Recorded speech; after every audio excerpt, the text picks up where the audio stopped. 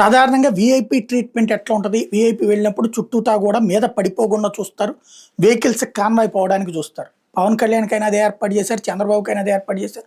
లోకేష్‌కైనా అదే ఏర్పాటు చేశారు. ఇంకా ఆ టైంలో పోలీసులు అట్లా అడ్డుకుంటుంటే వీళ్ళు మందలించారు. మీరెందుకు అడ్డుకుంటారు? నాకు వాళ్ళకి దూరం చేయబాకండి అని. బట్ ఇక్కడొచ్చేటప్పటికి జగన్మోహన్ రెడ్డి దగ్గరికి వచ్చేటప్పటికి కంప్లీట్‌గా వదిలిపడేశారు. అంతకుముందు మిర్చి యార్డ్‌కి వెళ్ళినా అదే జరిగింది. పత్తి రైతుల దగ్గరికి వెళ్ళినప్పుడు అదే జరిగింది. అట్లాగే జైలు దగ్గరికి వెళ్ళి పరామర్శించేటప్పుడు అట్లాగే జరిగింది.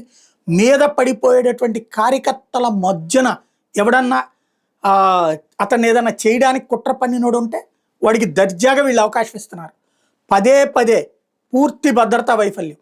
జగన్‌కి రేపు పొద్దున ఏదన్నా అయినా ఏముంది 2 రోజుల పాటు జగనే జయించుకున్నాడని చెప్పేసి మన మీడియా ద్వారా డప్పు కొట్టించవచ్చు, లేదంటే ఆళ్ళ కార్యకర్తలే సైకోలని చెప్పి తప్పుడు ప్రచారం చేయొచ్చు అనుకుంటే అది అతిపెద్ద మైనస్ అవుతుంది.